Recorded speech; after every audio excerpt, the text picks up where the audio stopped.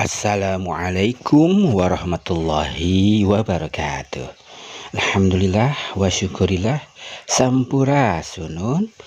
Wilujeng tepang dangu deui sareng Mang di Jomantara melalui Garuda saluran channel YouTube Sunda Pituin, mana ieu saluran channel YouTube Sunda Pituin ku Mang midangkeun hiburan kasenian kasundaan mangrupakeun dongeng Sunda. Dongeng Sunda nu mana kiwari nuju di pika gandrung atau nabi di pika suka ku pamirsa sadayana anu pika suka ieu dongeng Sunda. Hatur nuhun kanggo perhatosanana, atensina kanggo selalu hadir di ieu channel. Pamirsa sadayana mangga ena urang pajeng deui dongeng Sunda anu judulna Kasarung Kasayang Maung atanapi Mang Itok. Ieu dongeng karyana Kileksa. Ieu dongeng juru dongengan ku Mang Jaya. Pamirsa sadayana boh bilih nu hoyong langsung silaturahmi ka channel Mang Jaya hoyong ngadangukeun dongeng Mang Jaya langsung mangga ku Mang parantos disayogikeun di link deskripsi aya di dinya kantun diklik we engke dicanak langsung ka channelna Mang Jaya official. Pamirsa sadayana anu satuhus sahatia manco di ieu Garuda ngabandungan dongeng Sunda anu dipedar ku Mang di ieu channel. Mangga atuh parus teu nyang kolong kana waktos urang pedar wae lajengan dongeng Sunda Mang Itok anu dinten kamari tos dipedar kiwari urang guar deui kumaha tah lajenganana. Sok geula kapararayun geura mararanco deui dina HP-na sewang-sewangan. Prung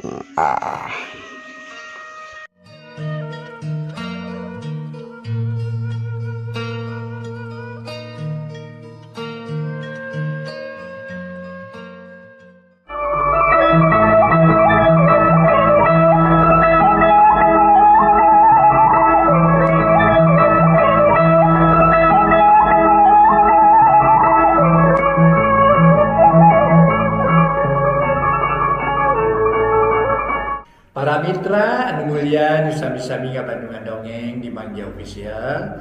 Mang Jaya ngaturkeun nuhun terutami ka subri kaum dangu di mana we linggihna. Nu sami-sami ngabandungan dongeng sakuliah dunya tu para mitra pami aya saluran nama tiasa monitor Mang Jaya official.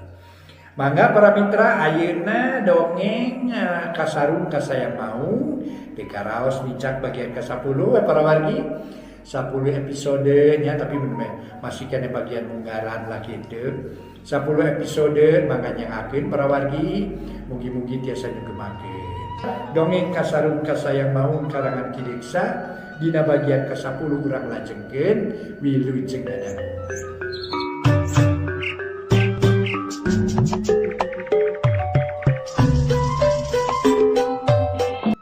Para mitra sadaya wilujeng tepang dangu deui sareng acara matu. Mang Jaya minangka juru dongeng ngahaturkeun rebunuhun laksa ketika bingahan ka para mitra sadaya. Dongeng mun saukur hiburan etang-etang hiburan pangbebrahmana. Mangga urang lajengkeun deui karya Kileksa judulna Kasarung Kasayang Maung. Mangga urang lajengkeun. Barang bapa lebay ngadongengkeun nyinekelkeun ka Mang Ucin. Kulantaran memang cenah kungsi ngantilkeun samak teh ka masjid ieu teh usulna Mang Ucin. Mang Ucin harita nyarita deui, "Ha, kumari palebe. Apan minakeun samakna oge kuduaan. Nyabongan duaan we meureun da kuring ge sarua bancun urut tarang urut dengar panto." Dasar memang rejeki urang. Cek Mang Ucin nyaritana teh ditungtungan ku seuri da geus teu katahan ti tadi keneh. Nu hadir dirinya sawareh anu ting saringeuh teu ngarti, tapi sawareh deui mah ngamairan milu seuri. Anu nyeungsirikeun ka Mang Ucin, tapi nyeungsirikeun lalampahan sorangan lantaran peuting tadi sarua nengaran panto iman. Bah aok anu basa keur kemit, kaburu pangheulana ngadenge obrolan Mang Ucin jeung Mang Lebe pok ngilu nyarita bangun nu panasaran. "Oh, Mang Ucin, Mang Lebe, ulah duaan we ngarobrol teh apana ieu teh loba batur cik hayang nyaho dongeng nu peuting kajadian teh. Sabab abah mah teu kaharti. Naon hubunganna golodog ririwas samak jeung tarang bancurur teh. Euy sok dongengkeun hitung-hitung kuliah pabebeurang we. Da kuliah subuh mah geus kaliwat apaan. supaya abah bisa biasa ngilu seuri. Apaan seuri teh mah cenah lain. Lantaran jadi era para mitra sadaya. Tungtung nama maksud nama era mun seuri sorangan. Lamun teu nyaho kumaha kajadianna nama. Bah Aok bari ngusapan janggotna mari Mang Ucin jeung Mang Lebe tilih reret ngadenge caritan Bah Aok. Pok Mang Lebe nemalan pangheulana tapi lain ka Bah Aok nyaritana teh kala ka Mang Ucin. Oh Mang Ucin sok dongengkeun gadinya ngarah rame. Ku Mang Ucin mah sabab kuring mah asa heurin kuleta rek nyarita teh. Jeung rada era deui cek Mang Lebe bari ngareretan ka Mang Ucin. Ish. Salah atuh Mang Lebe. Sabab antara dinu loba jelema mah Mang Lebe bagianana komo ieu mah sangkut pautna jeung mayit jeung juri tiriwa masjid samak jeung golodog eta mah bagian Mang Lebe atuh matak sok ku Mang Lebe dongengkeun kabeh ngaraja pulunganeunana keur balarea dina soanyang hareupan ririwa cek Mang Ucin setengah ngadoja ka Mang Lebe nu borangan teh ari Mang Lebe kala ngahulang siga nu mikir pok Bah Aok ngomong deui. Nya bener Jang Lebe. Kudu kutukang pidato nyarita di loba jelema mah ngarah leuwih afdol. Ganes kitu para saderek. Cek Bah Aok bari euleugeuh nyarita sangkan kadenge ku sararea. Nya atuh bereng teh sararea ngajawab ampir bareng. Sanes cenah meuni reang saur manuk. Keur ditungtungan ku nu sareuri meuni ngaguru. Atuh puguh we Bah Aok meuni asa beureum beungeut. Asa beungeut dikitukeun ku balarea teh. Tapi untung pok Mang Ucin buru-buru ngupahan kieu pokna. Ulawa ka alit mana, Bah? Kieu maksudna para saderek, panginten. Leres maksudna mah, tak kitu rupi namanya, Bah. Nanging ku jalan rusuh teuing janten we kacaletot omong. Rupina bae bakat ku palai buru-buru ngahaminan ka Abah. Sareng bakat ku paralayeun terang kana lalakon Mang Lebe sareng golodog kitu rupina mah. Da upami ieu carios didongengkeun teh hebat pisan ieu judulna Mang Lebe sareng golodog kitunya. Bari Mang Ucin teh para mitra sadaya panonna teh ngalirik ka Mang Lebe. Mang Lebe nu dilirikan panonna ngan saukur ngahuleng para wargi sadaya. Da memang kalakuan karasa ku manehna sorangan. Tadi Mang Ucin unggal nyarita teu weleh nyebut golodog. Malah mun teh era mah hayang ngabarakatak seuri nu ngeunah ngarah sugema ngadenge ceritaan Mang Ucin Bah Aok pok nyarita deui. Oh meureun Cin. Oh sok atuh Mang Lebe buru-buru dongengkeun. Karunya tuh para penonton meuni geus karaseleun pisan. Cek Bah Aok bari noel ka Mang Lebe nu keur ngahulang. Pok Mang Lebe nyarita. Oh nyari kudu-kudu jeung perlu mah kuring dicaritakeun. Kurang dongengkeun. Ngan samemeh kuring tamat nyarita, omat ulah ka sareuri jeung ulah ka nyebut borangan ka kuring. Sabab lalakonna sawareh mah rada pikaheraneun. Sok bari caralik geura ngadarangukeunana ngarah merenah jeung tumanina. Kieu ieu dongengna ieu, cek Mang Lebe mimiti muka carita. Sedeng nu haladir narurut guk gek dariuk sabiasa bisa. Aya nu dina batu, aya nu dina lisung, aya dina tanggul, punten tunggul, malah aya dina keuneng suku diukna. Ari Mang Lebe paralak nyaritakeun nu peuting tadi kajadian, tur tumiba ka manehna jeung ka Mang Ucin. Dina nyaritana estu dari anak keur teu beda tinu keur dakwah bae. Atuh nu ngadarengekeun meuni cepi jempling bakat kuhusu. Tapi barang ngadenge palabah keur silih suruduk mah keur sararea jeung sirikeun. Ini saheng kadengena. Kaayaan di imah sakri jadi sabalikna ti waktu peuting basa aya ririwa. Harita sararea saruka bunga jeung sirikeun lalampahan Mang Ucin jeung Mang Lebe. Tamat nyaritakeun lalakon nu tadi, peuting teh Mang Lebe nyarita kieu. Tak kitu lalakonna teh para saderek sadaya. Jadi lamun hoyong-hoyong teuing mah para saderek teh ayeuna parantos sami-sami nyata ngabandungan lalakon kuring jeung Mang Ucin. Upama tadi disebutkeun ku Mang Ucin lalakon Mang Lebe jeung golodog ayeuna mah sigana Mang Ucin jeung Mang Lebe kitu meureun.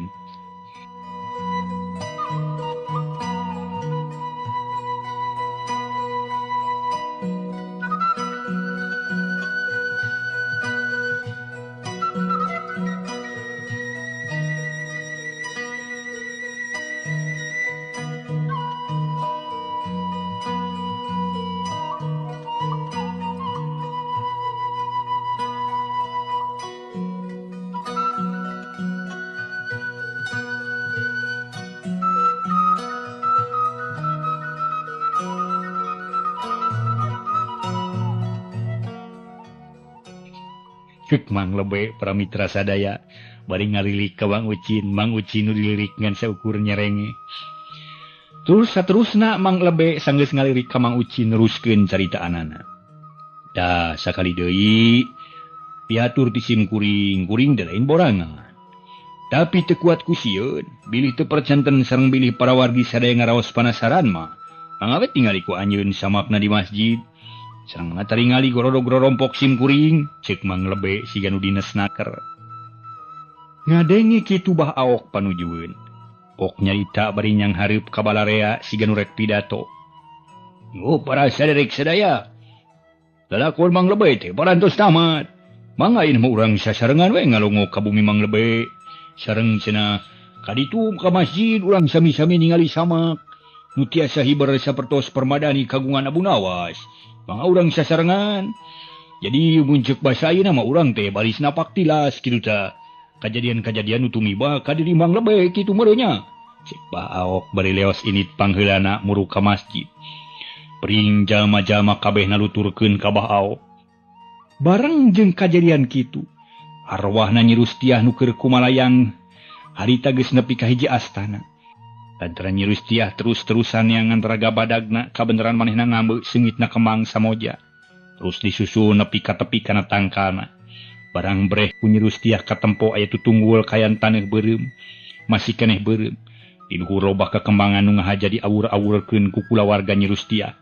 Sedeng teu jauh teh eta kuburan, aya pasaran nu dijieun tina awi, sigana bae urut ngagotong raga badag manehna. Nempok kajadian kitu, ok Nyi Rustiah ngomong sorangan. Di dieu jigana raga badag aing teh. Tapi geuning wat geus di ruang.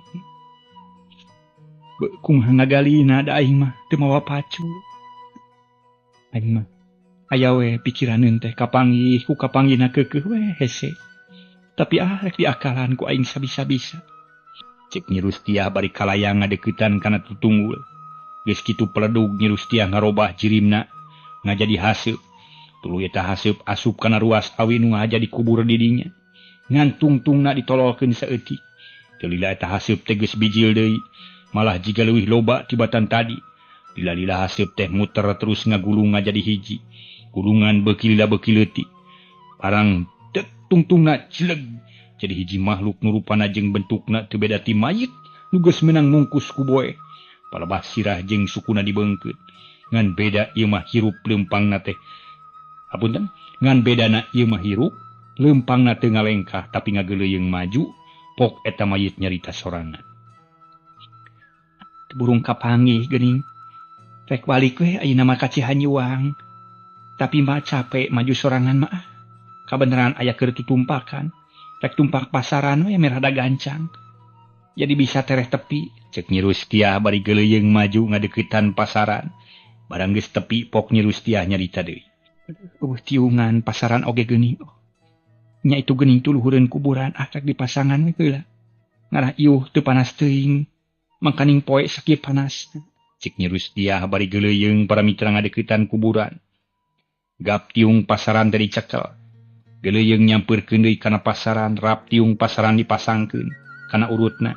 Geus beres masuk mayit Nyi Rustiah asup kana pasaran. Teu lila hiuk aya angin ngakelebug tarik naker. Cungungung sora anjing nu babaung meuni reang patemalan, mata keueung mata ketir, padahal harita teh masih keneh beurang. Bareng jeung ngagelebugna sora angin. Layang pasaran anu geus dikeusi teh ku mayit Nyi Rustiah ngajungjung lalaunan. Lila-lila beuki luhur ari geus luhur kalayang maju di awang-awang, muru ka lemur Cihanyuang. Harita kaayaan caang ngebrak, da puguh beurang malah panon poe ge. Meuni moreret panasna meuni ngajeletit karasana kana kulit. Tapi barang kalayang pasaran hiber ngadak-ngadak kreup. Langit angkeup cigarek hujan gede, angin ngagelebug tarik naker. Tatangkalan ting pelenod pucukna ampir-ampiran adak kana taneuh. Kalakai rabeng kahik haliber ka bawa angin, sora gagak jeung sirit uncuing. Reang di sarada, siit uncuing pramitra. Silih tempas jeung anjing anu babaung, jalma-jalma urang lemur Cihanyuang. Nuker ngabring nuturkeun, Bah Aok ting raringeun, kabeh tarangah ka langit bari tetep leumpang Tulamun loba nu titajong teu matak aneh malah teu kurang-kurang nu tigubrus kana gawir lantaran teu nempo tincakeun malah bah awok oge teu eleh ripuh labuhna lantaran leumpangna bari tangah cetruk tajong kana batu koloyong nyum taneuh nu kabeneran aya ti kotok nu ledok lumayan lamedong bibirna jeung pipina. Barang bah awot cengkat deui kalayang di awang-awang aya pasaran hiber tapi lalaunan bangun usal senaker puguh we matak guyur salalemur keur remah sarerea ge keur tatangahan kari-kari aya nu kumalayang pikasieun sarerea tingjerit patari-tari jurig goy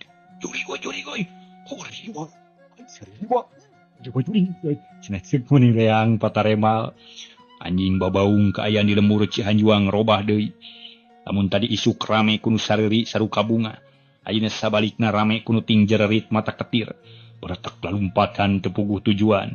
Ti kaler ka kidul, ti kidul ka kaler, ti kulon ka wetan, ti wetan ka kulon, tungtungna pabuis pabaliut bir manuk kapinis nu keur rapeng di awang-awang.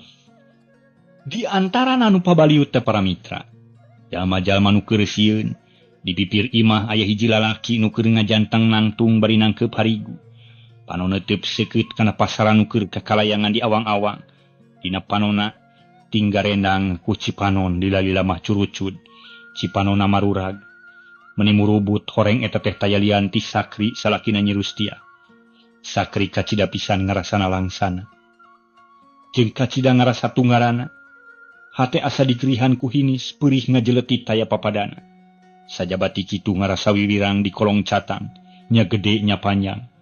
Ari sabab bet ku teu sangka pamajikan teh jadi buah catur balarea. Sakri ngarasa peulih ku dua ku tilu. Kana langsaan urut ditinggal maot ku Nyi Rustia ge can lipur. Ayeuna ditambah ku kawiwirangan lantaran teh lapisan pamajikan teh teu sampurna. Nempok kajadian kitu teh pok Sakri ngagerentas jeroning hatena. Dedeh teuing Rustia. Teu sangka geuning anjeun teh kudu ngalaman kata langsara. Jadi buah catur balarea. Pada ngageuh-geuikeun, pada ngaheureuikeun, jeung pada ngomongkeun sore isu. Naon ngajadikeun anjeun nepi ka kieu teh Rustia? Cik akang bere bolongan sangkan akang bisa nulungan. Lantaran geus yakin batur mah ngan saukur bisa ngaromongkeun. Sok turun di tempat nu pantes Rustia. Ulah kakalayangan di awang-awang, nyieun kaributan balarea. Anjeun teh Rustia. Cik sing karunya ka akang. Sing karunya ka sakabeh anak urang jeung sing karunya kana waruga katut jiwa anjeun. Sok turun Nyi Rustia. Cek Sakri sasamat jeroning hatena. Sigana bae para mitra. Sasamatna teh kadengieun ku Sukma Nyi Rustia anu keur kumalayang. Kabeneran jalma-jalma nu pabaliut geus mimiti kurang lantaran sarerea pada ngarasa sieun. Rabeng maruru ka imahna sewang-sewangan. Di pasaran nu keur kakalayangan terus nyirorot lalaunan.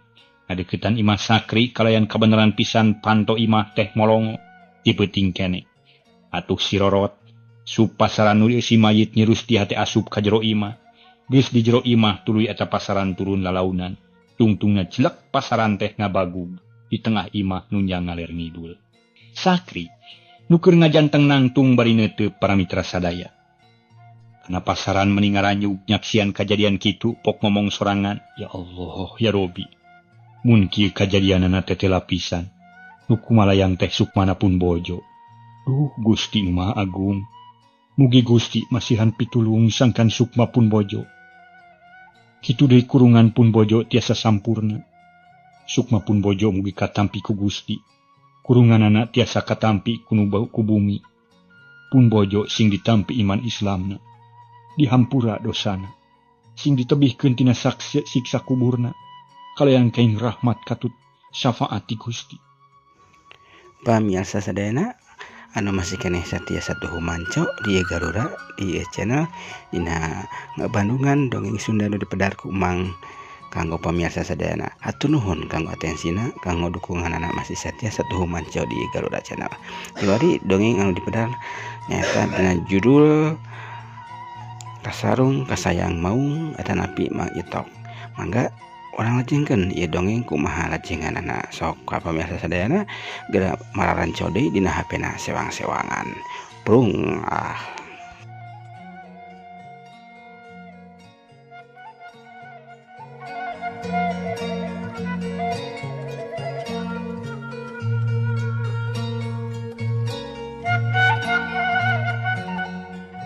Ya Allah ya Rob, sembaheun abdi geura sumpingkeun hiji jalmi nu tiasa dianggo cukang lantaran kana sampurnana pun bojo. Abdi teu tiasa muntang tulung ka abdi ka Gusti.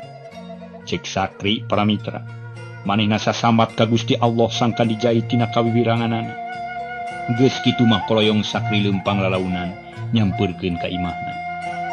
Nina yakin di jero hatena yen bener memang sukmana pamajikanana bogana Gusti nu Maha Kawasa, sedengkeun raga badagna kulantaran asalna ge tina bumi, nyaeta balik deui ka bumi sangkan ditarima ku bumi ngajaditan. Kalayan teu loba dipikir, blus Sakri asup ka imahna terus nyampeurkeun kana pasaran nu ngabagug di tengah imah. Barang geus deukeut breh ku manehna katempo jelas pisan di jero pasaran teh aya hiji layon keur ngajepat nyangilah ngaler. Atuh kruk Sakri sasambat deui. Astagfirullahalazim. Ya Allah ya Robi, geuning pasaran teh aya eusian. Gusti nu Maha Agung kedah kumaha atuh abdi teh. Cek Sakri bari segeruk ceurik bangun anu kanyerian. Sakri ceurikna bari nyuuh kana pasaran ngabangi kawas budak kaayaan sepi cempling rehe comrek jiga di pasarean. Padahal harita teh keur meujeuhna tengah poe ereng-erengan. Malah sanggeus pasaran nyaeta nu mawa layo Nyi Rustiah turun panon poe teh nemongan deui. Berai cahayanya nyorot deui meuni moreret. Tapi urang lemur Cihanjuang tetep poe ngaringkeb maneh di imah sewang-sewangan. Hiji-hijina imah nu pantona molongo ngan imana Sakri wungkul. Sedang Sakri ngadingdiut ceurik salila-lila. Barang geus rada leler, jung Sakri cengkat talaunan. Gap tutup pasaran dibuka. Geus kitu mah, gap deui Sakri kana layon nu ngajepat bakat ku panasaran. Brai boeh nu mungkus sirah layon dibuka. Barang breh eusina teh lapisan layon Nyi Rustiah nu masih keneh beleger. Cerit Sakri sasambat ka pamajikanana. Sorana melas-melis mata kuatir. Manehna geus teu loba deui nu dipikiran. Rustiah, bojo akang. Geuning anjeun teh bener-bener katalangsara. Dedeh teuing Rustiah. Teu sangka bakal kieu kajadianana. Tapi tong leutik hate Rustiah. Akang nu bakal bumela ka anjeun. Sanajan kudu paeh babarengan oge akang rek usaha satekah pola. Sangkan anjeun bisa sampurna ditampi ku nu Maha Suci. Kalayan katarima ku nu Maha Kawasa. Akang rek neangan hiji ajengan. Rek nyung si hiji kiai. Mudah-mudahan anjeun tiasa masihan pitulung. Anjeunna tiasa mitulung ka urang. Ari sabab kanyeri anjeun kanyeri akang. Kasangsaraan anjeun kasangsaraan akang. Peh daguan heula Nyi Rustiah. Jeung wayahna ku akang rek ditinggalkeun heula. Cek Sakri ngomong kituna bari jung nangtung. Tapi memeh ngaleos ningalkeun layon Nyi Rustiah teh. Trojo aya datang hiji awewe horeng Bilani tetangga Sakri nupang deketna. Bilani ngarasa kaget para mitra sadaya lantaran ngadenge Sakri ngabangingi ceurik bangun nu kacida nalangsana. Para mitra pamiarsa sadaya. Barang harita jol ge Bilani pok nyarita. Jang Sakri, ya Allah Gusti, layon saha eta teh Jang Sakri? Asa araneh bibi mah. Cek Bilani bari gek diuk deukeut panto teu waniun ngadeuketan pasaran. Dina hatena masih keneh napal kasieun nu moal tereh-tereh bisa lipur. Ari Sakri pok ngajawab. Bibi, hatur nuhun enga-enga sumping. Abdi teh asa aya batur pikeun pakukumaha. Da puguh nu sanes mah geuning kalah ka ngaringkeb maneh. Teu enu wantun mukakeun panto. Sakali dihatur nuhun bibi. Da ayeuna punten abdi teh bade munut tulung ka bibi. Nanging punten we abdi teh kumaha wantun da puguh teu aya deui nu sanes. Ih, teu nanaon Jang Sakri. Da nu matak datang ka dieu ge bibi teh hayang nulungan, sugana bisa nulungan. Hayang mantuan mun bibi bisa mantuan mah. Jadi sakur nu bisa tur kadada kaduga ku si bibi mah pasti dilaksanakeun ku si bibi. Mangga rek miwarang naon Jang Sakri teh? Hatur nuhun pisan bibi. Upami kitu mah sateu acana abdi miwarang ka bibi. Mangga geura tingali heula ieu layon. Nah akur sareng titinggalian abdi atanapi henteu. Cek Sakri bari mukakeun deui boe-boe nu mungkus layon Nyi Rustiah. Bilani teu talangke kojeng ka ngadeuketan layon nu keur diceklan ku Sakri. Barang ret pok Bilani nyarita bari ngusap beung. Tobat Gusti nu Maha Agung. Geuning eta layon Nyi Rustiah. Moal salah tetempoan kitu urang teh Jang Sakri. Da asa teu kaharti ku si bibi mah. Cek Bilani bari neuteup ka Sakri. Ari Sakri pok nyarita bari nutupan di layon Nyi Rustia. Mawi bibi, ditinggalian abdi ge kitu. Tah kumargi kitu abdi teh hayang ngayakinkeun ditinggalian abdi. Nanging tetela, ditinggalian abdi sareng Bilani taya bentenna. Tah kanggo ngayakinkeun anu langkung yakin, abdi bade munu tulung ka bibi. Kanggo ngawartosan ka palebe sareng para sesepuh di dieu. Di antawisna bae Mang Ucin sareng Bah Aok. Kitu maksud abdi teh Bilani. Cek Sakri nyaritakeun pamaksudan ka Bilani. Pok ku Bilani diwalon. Oh kitu Jang Sakri. Nyamang atuh ku bibi bade dilaksanakeun. Pek atuh antosan heula Jang Sakri. Cek Bilani bari jung nangtung leos indit ninggalkeun Sakri. Sajungna Bilani pok Sakri ngomong sorangan bakat ku bunga. Kasusahna ngurangan saeutik. Nuhun Gusti. Geuning aya keneh we nu haat milu sungkawa ka jisim abdi. Nuhun Gusti. Cek Sakri bari ngusap beungeut. Ari Bilani rek nepungan Mang Lebe meninga gedig leumpangna bangun dines naker. Datang-datang pok Bilani pupuntenan ka pribumi. Punten kulan. Mang Lebe. Palebe aya di bumi. Hoi saha di luar. Ririwa lain teh, cek Mang Lebe ti jero imah. Ih saneh sririwa abdi mah Palebe. Pun lani abdi teh. Bade napangan ka Palebe. Nyata istrina Mang Itok. Cek Bilani nurutan ti kukur. Nyebut ngaran sorangan ngadengen kitu mah kolotrak Mang Lebe mukakeun panto. Barang lol keluar pok Mang Lebe nanya. Aya naon Bilani? Asal ruas teu inggih teh. Nu mawi bade menut pitulung abdi teh Mang Lebe. Mugi Palebe kersa nulungan ka abdi. Cek Bilani bari neuteup ka Mang Lebe. Ih nyatang tu we daek mah. Naon atuh kasusah Bilani teh cik caritakeun ka kuring. Jawab Mang Lebe. Kieu gara Palebe. Abdi teh dijurungkeun ku Jang Sakri. Saurna teh disuhunkeun ridho galihna mugi Palebe keur sarurumpaheun leuwih ka ibu minya Jang Sakri. Jalan anjeunna teh nuju meunang ka sesah kitu tah. Kumargi kitu ayeuna keneh diantos ka supingan. Samali upami tiasa masakan tenan we sampeuran nu kaetang janten sesepuh di ieu lembur. Di antawisna Bah Aok. Atuh kalangkungan bumina ku Palebe teh geuning abdi teh bade nepangan ka Mang Ucin kitu tah Palebe. Cek Bilani bari neuteup ka Mang Lebe nunggu jawaban. Pok Mang Lebe ngajawab. Oh kitunya. Oh atuh ari kudu kitu mah ayeuna. Keune baok mah urang sambeur ku kuring. Jeung welani mah susulan ka ditu Mang Ucin. Malah sakalian jeung Mang Kadar atau Mang Muin. Cek Mang Lebe bari jerut turun ti imahna. Leos init muru imah Sakri bari sakalian nyampeurkeun Bah Aok. Ari Bilani leos deui ka imahna Mang Ucin.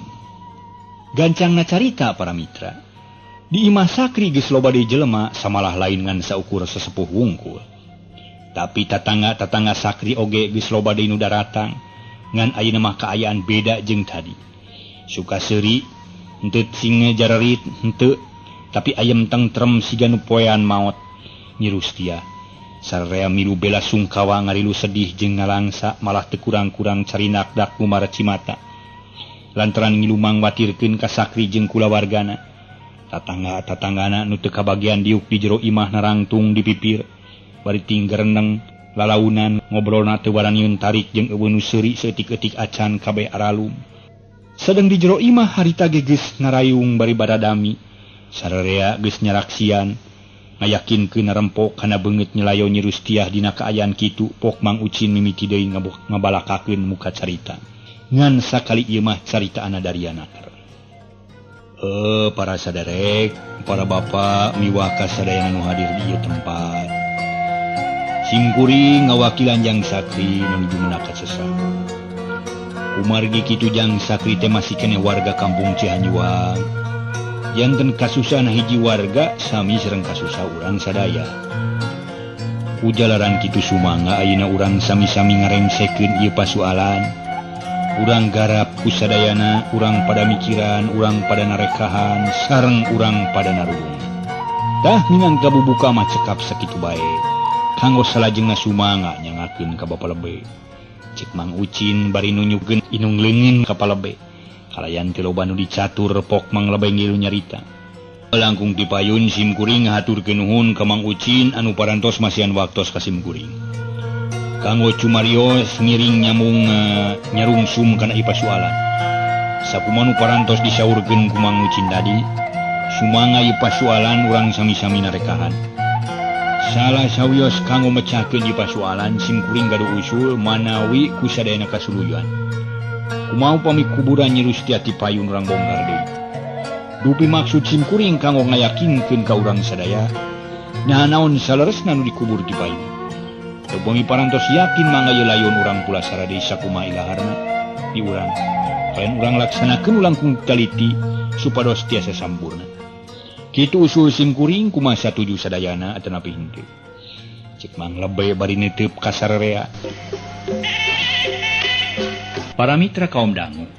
Tadi ge disebatkeun sabada mang lebay nyarita teh teu aya nu ngajawab saurang-urang acan. Rupina bae para wargi sadaya sararea pada mikir kumaha pijawabeun pikeun mang lebay tapi teu lila kulantaran nu pangkolotna bah aok teh boga usul terus harita ge nyaeta manehna ngilu ngajawab sagala rupa anu ditanyakeun ku mang lebay teh. Kumaha caritaan bah aok? Oh mang lebay, oge ka para sadarik sadaya simkuring dina kasempatan ieu bade ngiring ngaluarkeun pamendak. Numutkeun pangemot simkuring sakumaha nu disaurkeun ku mang lebay teh leres. Saur kasauran mah satuju kitu da abah teh.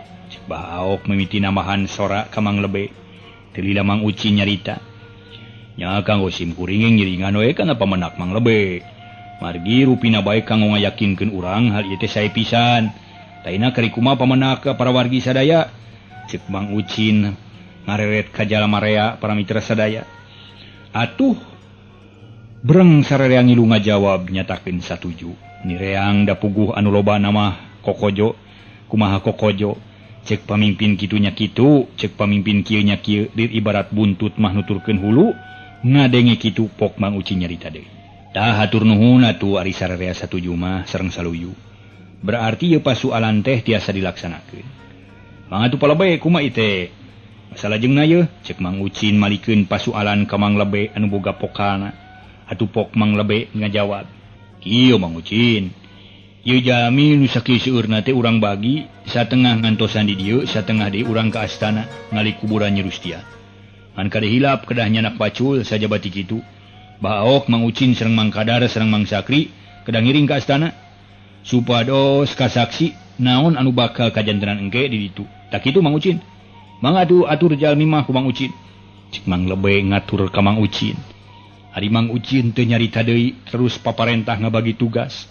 Sawareh ngemitan mayit di Imah Sakri ari sawareh deui ngilunga ka astana pikeun ngali kuburan. Barang geus talapti bringeh ka bagian ka astana mah arindit. Meningaleut ngabandaleut ngantai ngahiji, ngantai hiji-hiji lantaran jalan heurin. Ngan bahi keur saurang sabab teu make jalan gede da hayang buru-buru tepi kanu dijugjug. Rombongan dipingpin ku Mang Lebay ngaleut mapai galengan sawah. Parat sawah beras ka kebon awi, geus ngaliwatan kebon awi srog ka sisi astana. Terus rombongan maruru ka kuburan anu masih keneh beureum. Eta kuburan tayalian iwa ti kuburan Nyi Rustia. Barang geus tepi reg sararea areureun pok Mang Lebay biantara heula minangka bubuka. Para saderek sadaya, isim kuring nyuhunkeun disaksian ku sadaya. Wir ieu pagawean teh bakal digarap ku urang teh saliwat mah jiga nu pamohalan. Tapi kulantaran kapaksa sareng nu jadi marga lantaran parantos kasaksian ku sadayana. Janten pagawean nu kasebut mustahil teh urang laksanakeun. Mangga urang pada nyaraksian naon engke nu bakal kajadian. Sok urang ngawitan ngagali. Cek Mang Lebay mere komando der ngagali kuburan di mimitian. Ngagalina pilih genti bagili resa kedeung sewang ngarah walatra jeung teu cape teuing. Malah padung geus katempo saeutik demi saeutik. Beuki liat jelas tungtungna katempo kabeh padung. Malah geus loba nu molongo urut rinyu. Barang geus beres ngali, kuburan teh eueuh nu wanieun ngabongkar padung kalah ting kalacat narai ka luhur, pok Mang Ucin marentah. Sakaliannya buka padung atuh lon. Kalah kating kalacat naik atuh sok turun deui lon. Cek Mang Ucin marentah ka Jang Elon. Ari si Elon pok ngajawab ngareret ka Mang Ucin. Mung sieun Mang sok aku Mang Ucin bongkar ari wani mah. Uing masih dibetot ke jero heug itu bisa balik deui ka lembur ke. Pan cilaka pati gua ngaleungiteun meureun. Terus terang we mung uing mah. Pok Mang Ucin mung uing mah. Cek Elon bari gek diuk dina batu. Pok Mang Ucin ngomong deui bari mureleng rada keuleun. Sia mah diparentah teh kalah ngalawan. Kajeun kata ari mung mah bisi kuring ketembuhan ku majikan maneh. Siksa nu wani ngabongkar padung. Sok ngacung ke kukuring di buruhan, surutu sebatang. Cek Mang Ucin bari melong ka sararea. Teu lacung anu ngacung tetela si Elon pok nyarita. Uing mang lah sok di ka dieu kan. Kaya dia kan surutuna mang. Tuh, si Elon masuk pilon dalam pahan teh. Tetela maneh mah kakaradaek digawe lamun di buruhan. Di mana jiwa kagotong royongan itu maneh mah?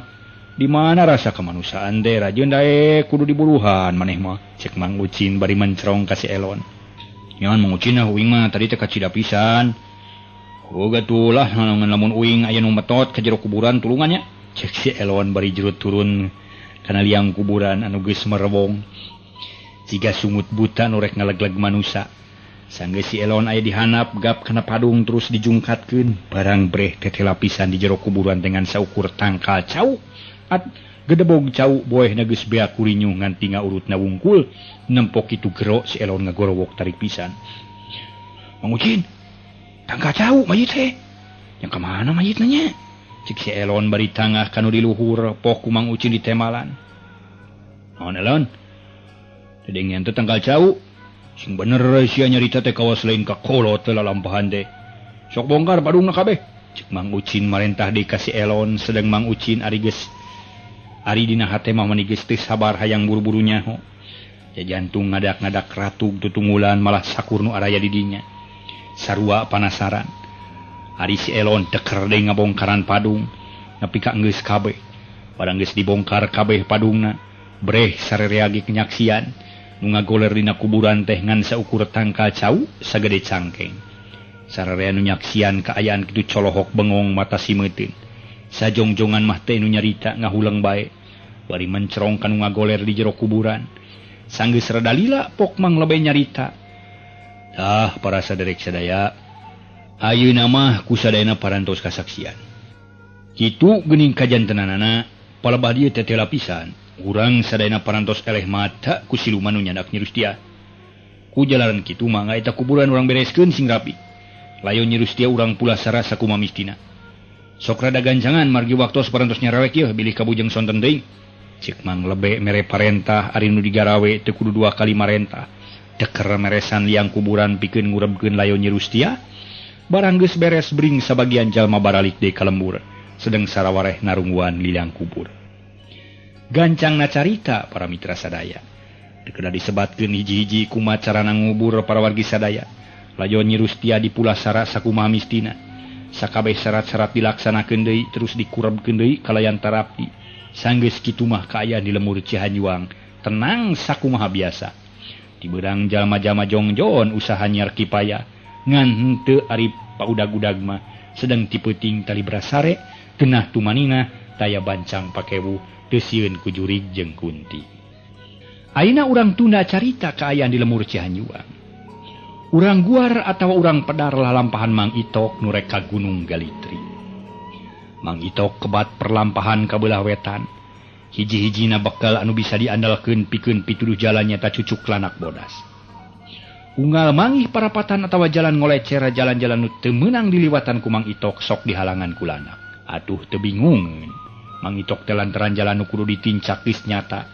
Lancar perjalanan Mang Itok para mitra sadaya. Sanggeus lumaku kira-kira saminggu lilana.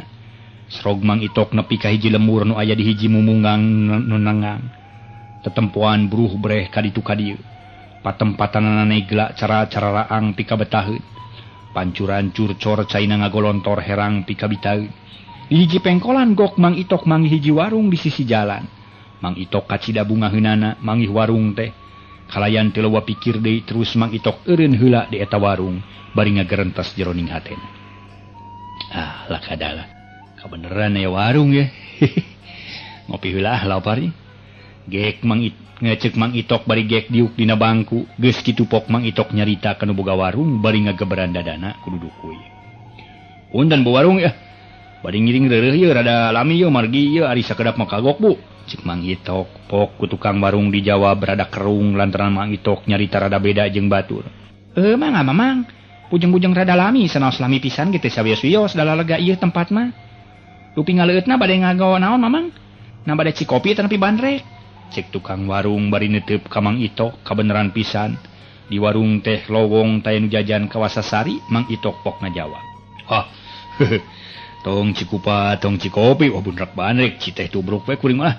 Kami eta we nasi campur, nasi rames, rupi sapiring setengah sekalian ngarah teu kudu menta deui. Lantaran kacida laparna kuring teh warung lah. Cek Mang Itok bubuhan manehna mah jelema poksang, nyarita asal disada teu make tata krama duduka prayoga. Sakitu memeh indit digamreng teh kudu jadi pamajikanana. Tetep da kalakuan para mitra. Cek paripaosna garat adat kakurung ku iga teh ya. Anger adat teh teu robah-robah abong adat geus kakurung ku iga. Ari tukang warung pok nyarita deui bari seuri. Sanes nasi rames meureun Mang, tapi nasi rames nah kersak itu si Mamang tuang nasi dirames. Cek tukang warung. Mung ari sangu meunang ngarames mah sing apik nu merna keur dahareun kuring sok buru-buru ibu warung Sabar ye, cek Mang Itok bari bret-bret kancing baju dibuka. Berai dadana ngaliglag teu kabunian bulu dadana kaciri meni jamrong. Tukang warung teu nyarita deui ceker harita nyadiakeun sangu nu dipesen ku Mang Itok teh para mitra. Geus beres mah song dibikeun ka Mang Itok anu harita bari nyarita. Mangga nyangakeun ye Mamang. Tong waka sapiring setengah, sapiring we heula margi kaleresan pisan ieu teh nuju teu gaduh piring nu sabeula. Gaduh piring peupeus ge kamari teh kalah ka dipiceun ku barudak. Cek tukang warung bari ngadelek. Sigana wae hayang ngaheureuyan ka Mang Itok. Lantaran omongan Mang Itok jiga-jiga rada dicampur banyol, pok Mang Itok ngajawab deui. Si ibu mah lain piringna nu kudu hiji setengah, eusina atawa sanguna nu kudu hiji setengah.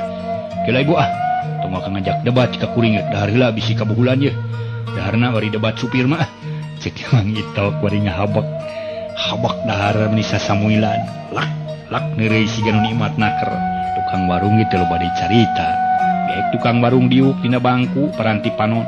Parantina panon teu seukeut ka Mang Itok nu keur dahar. Nempo kalakuan jeung caritaan Mang Itok nu poksang, tukang warung nyarita jero hatena. Urang mana jelema teh nya?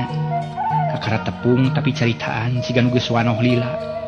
Wah kitu rada kurang sasenok mah. Ciku aing rek diajak ngobrol engke tas dahar manehna.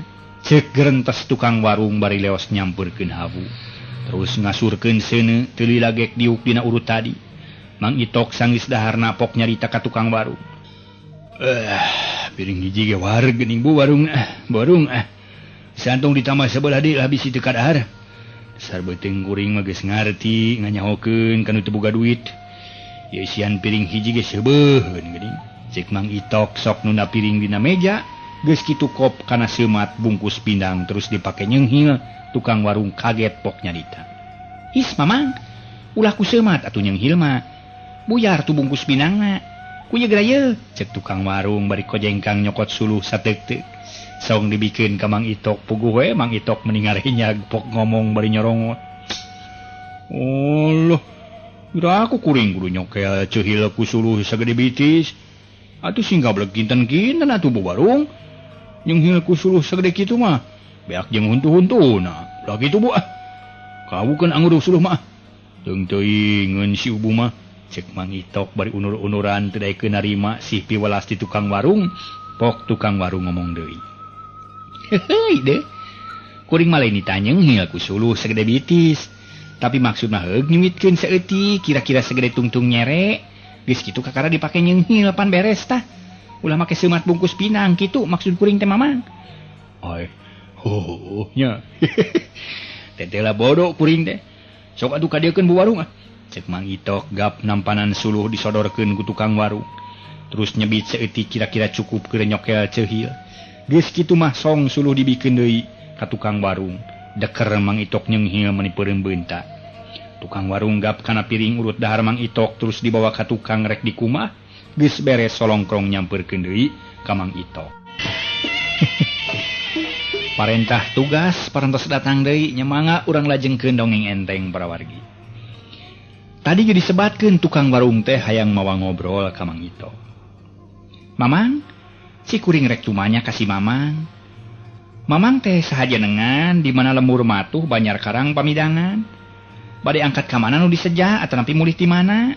Punten wae kuring teh kumawantun ka salira si Mamang. Cek tukang warung jadi kabawakeun teu cager ngomongna. Pok ku Mang Itok dijawab bari ngarekepkeun diukna. Wah, Si ibu mah nyarita teh sok dikagok-kagok. Boro irung kuring geus rek krebeh pungah pedah disebut juragan. Ari pek teh nepi ka jurag. Anu eueuh kuring deh. Kulantaran kitu ayahna pertanyaan si ibu moal dijawab ku kuring dah. Ayeuna mah nya jawab heula pertanyaan kuring. Ari si ibu saja dengan cik pejan kuring bu. Susuganan mah aya guna keur kuring jaga. Cik Mang Itok kalah malik nanya dasar manehna mah pinter kodek. Pok ke tukang warung dijawab. Ih ari si Mamang. Menihara rese rek ngajawab nu kitu-kitu wae. Tapi teu naon ieu nya. Kieu geura Mamang ngaran kuring nu katelah nyaeta Maonah. Maonah geus kaceluh ka awun-awun kawentar ka jana pria ngaran kuring. Kitu Mamang. Sok bagian si Mamang ayeuna ulah pinter kodek hirup teh mata kawalat. Oh Maonah jenengan deui nya. Nuhun atuh Maonah hari parantos kersa masihan terang ka kuring.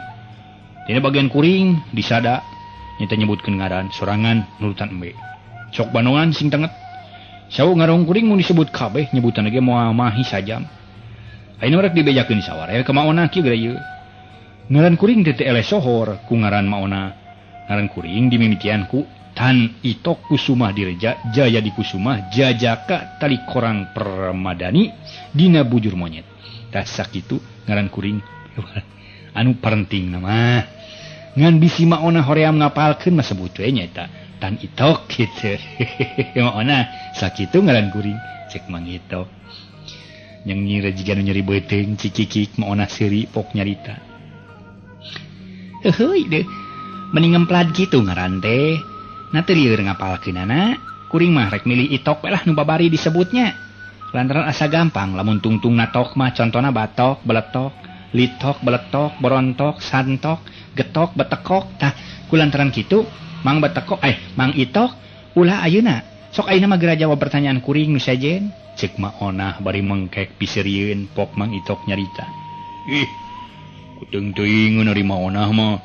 Piraku sakiawa kuring lempay maka disebut betekok segala rupa.